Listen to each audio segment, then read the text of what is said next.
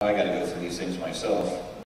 Don, ask him the questions. Give him the question. Keith, tell me, how did you learn about the exciting opportunity at Mattel Electronics? What's going to be scary about this is I'm realizing now how much I'm like Don. Because that's the last question. Oh, that's what I just asked the last one first.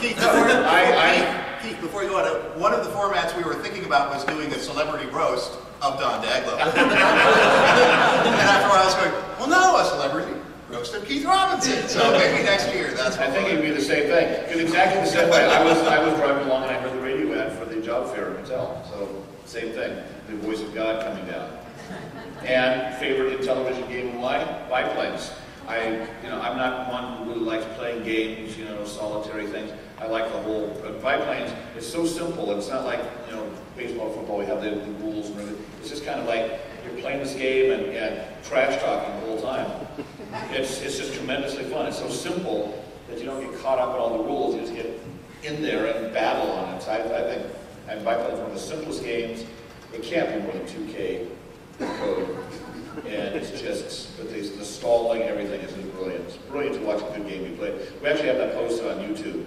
There was a guy named Steve Montero, he did Night Stalker, and on his final day, he and Russ Haft, who did Tron Mazatron, they were really I think the top players, excuse me, I'm sure that other peers are along in their league, but Steve Montero and Russ Haft were just fantastic. And on Steve's final day, we actually hooked up an old VCR unit and we taped a final best of 7 games battle between the two of them, and it is spectacular. And search it out on YouTube because it's just the screen, and we put a live mic on it so you can hear us in the background all talking about it, making the comments. And it sounds like, oh, that's got to be pretty dull, 10 minutes of watching a couple of guys do live. I love the whole thing. It's just spectacular watching some of the gameplay. Let's see, what would I like to have done on Intellivision? One thing, it was actually, I think Steve was involved in this, Bill was involved in this. When ColecoVision came out, they had the rights to Donkey Kong. And they also, at the same time, released Donkey Kong on Intellivision and Atari. And the version for Intellivision was so bad that we actually suspected, and I'm giving you too much credit, but I suspected that we suspected that they had deliberately done it badly to kind of show that the Intellivision was a terrible machine. And we were saying, boy, wouldn't that be great to do it ourselves, not for sale, but just to send around to reviewers and magazines to show, if you know what you're doing, you can really do a good game. And so that's what I wish we could have done it. I wish we could have done Donkey Kong for Intellivision, just to show that we knew how to really make it work. And Gabriel said, why don't you instead program something we can sell? So we never had a chance to do that one. Playing games now, I really don't, other than our own, just to test them out. I still get caught up in it. I still get to, well, let's see if this Astro Smash is working. And then, half an hour later, it's like, oh, gee, I wish it half an hour. But I still love our own games, but I really haven't had a chance to look at the new games. I'll probably, I do want to play the new Tron stuff. Tron is still, I did Tron Solar Sailor, that's still near and dear to my heart, is the movie Tron and everything, and Tron Legacy coming out. I got somebody at Disney to get me into the press conference at Comic-Con last week, so I'm so excited. Tron. And looking back, it's kind of the same thing that Don was saying. Jeez. Yeah, I was 26, 27 at the time, and I knew everything in the world. You kind of realize that now you're 54 and go, wait, I didn't know everything. I don't know everything in the world now. So that's kind of it, I think. We're going to also do some other questions, but I think that we should open it up for the floor now. So, Bill, do you have something to say? I have one little tiny fun question because of something that John said. You said you were programming mainframe games. Let me ask in this room, how many of us have written a game on punch cards? Oh yeah! How many people know? How many people have seen a punch card? How many people know the technical name for a punch card? Yes? Yes, there you go. And why is a Holworth card the size it is? The large size note. Yes. The The dollar bill used to be that size before the 1930s, and he put that said, make it that size. Okay, so there's very history. Okay, who's got a question? For anybody in the panel? Yes? Curious what you guys think about some of the homebrew games that are being done now, like Space Patrol or a few other ones. Have you seen any of these? Yeah, I'm a little disappointed. We were hoping when things started to come out that we'd see some original stuff, and I'm a little bit more disappointed that it's just kind of translations of existing games. We'd like to see, and I understand people want to, play with emulators and do all that, but I'd really like to see some new games. Actually, we're trying to figure this out. One of our programmers, Dave Akers, is in Japan, and he just literally this morning emailed me a file, said, "Oh, I programmed a new Intellivision game. What do you think?" And we're trying to get it up and running on one of our emulators so we can look at it. But he did a new game, so maybe there's a new game coming out for our Intellivision. Well, I think the homebrew stuff is great, and for people to actually figure out what it was like to program in that, I think, that any of that stuff, it almost inspires me to go back and want to write another Intellivision game. Yeah, it did. To finish my point on the fact that a little disappointing there's only other games like that, is that we have legal problems. We can't really fully release them. It'd be nice if people were doing original stuff and we could work with them and get some new stuff out there. But the people are just going to be translations of games that they don't have the right to.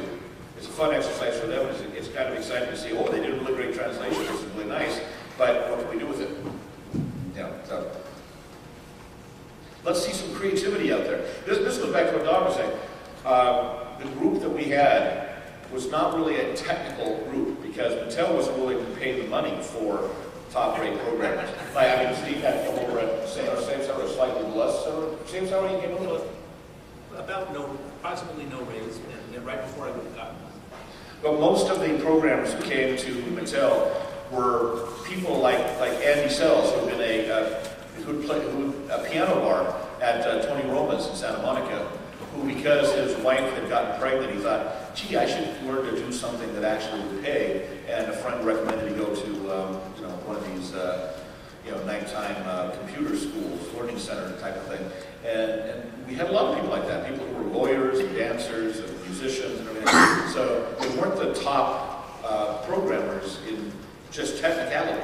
They were all good at talent, but we came up with a group that was very creative.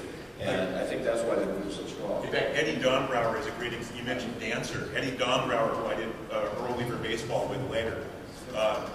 Phenomenally talented guy, very solid programmer.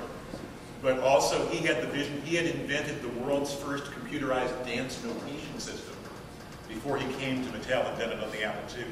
It was that ability to have a vision for something and then make it happen through technology that was something we saw, I think, consistently. And that's just one great example. And I want to mention David Stiefel, who is a trained actor. He studied at the Yale School of Drama, where he was often paired up with Sigourney Weaver for the exercises because they were both very tall. Other questions? Yes? Yeah, you talked about how crappy Donkey Kong was. Was there any third-party games that you liked and that made you kind of want to improve your own craft? Dreadnought Factor. Yeah, Dreadnought Factor. I actually made a hacked version of Dreadnought Factor when I was at Mattel because I was too impatient to go through the boring first levels. So I actually hacked a ROM and burned it in a ROM and worked around the menus and put it in a menu that allowed you to jump to any advanced level right away. I would say all of it. One distinction here. To kind of make a Blue Sky Ranger distinction is that some of these cases, like with Activision and iMagic, their Intellivision programmers kind of started out either at APH or at Mattel. So they're kind of so the Activision and iMagic games I kind of included Blue Sky Ranger game, whereas Coleco and Sega were not. No one from Mattel, so they were less experienced. So I think a lot of the Activision iMagic games, there's a total of 21, 7 of them, 14 the other, I think are all great, because they're all arcade-style games, and they're very fun. And the Parker Brothers games were well done. I think Coleco was the company that had the most incentive to not do a good job on the because their system was comparable to the Intellivision in lots of ways. And So they had the most incentive to not make the television look a little worse. Even Atari was actually they mostly used television programmers anyway to get out their television games. But it was clear that the television could do stuff the 2600 couldn't, and so they didn't really have as much incentive to do a bad job on the television version. But So maybe in 30 days, Microsoft will announce games for PS3. Yeah, I think that, there's a lot of games that we did like those, but a lot of them were, like I say, games that were done by companies that sort of had a relation to, they learned their craft from artistry. The Magic and the Activision games, I think, were pretty good. And I love Game Fighter. That was done by David Rolfe, who did Major League Baseball and did Warhol Blackjack and created the operating system for the television. And then he went to Activision and did Game Fighter. Just kind of feel pressure to improve your own material after playing those, I was kind of amazed we would actually sit down and play for an hour or two and reverse engineer or say, how did they get the scroll to go this fast? Or look at how they're reusing the sprite for that. So there was, and somebody would often grab me and pull me into a room to do something like that because I'd just be sitting there coding. And it's one of those things about the job was so much fun because you're getting playing and reverse engineering. Yeah, actually, the biggest thing for me was that a lot of the games that came out after ours, they started doing them at 60 hertz. The Intellivision exec ran at 20 cycles per second, so it had a 3-tick circle to it as it was working because the CPU was so slow, you just couldn't do everything in one tick that you needed to do. And a lot of those folks have figured out ways of doing games that were full 60 hertz, which we thought was very impressive and it was much smoother and felt more like the Atari games because Atari, by definition, you were going to the scan lines on the screen. You had to do everything at 60 hertz. So that was one of the things that I found most interesting. And I think, is it correct that most of the other games, the public games, the games that were done outside of Mattel, didn't use the exec? Yeah. Yeah, Yes.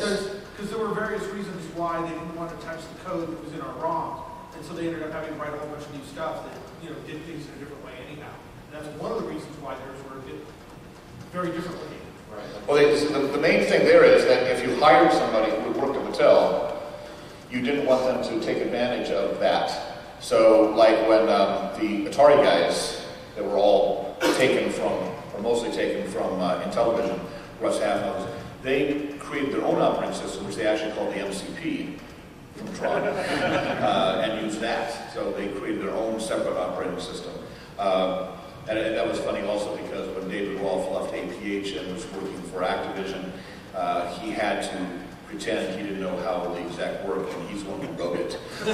So that's kind of funny. The thing is, though, not so much, for me at least, it wasn't so much third-party games. There was a little bit, not really a rivalry, but I guess it was kind of gee, here's what we can do, is there was the outside company APH that was in Pasadena, and they had done the original games, but they were still doing games while we were doing games.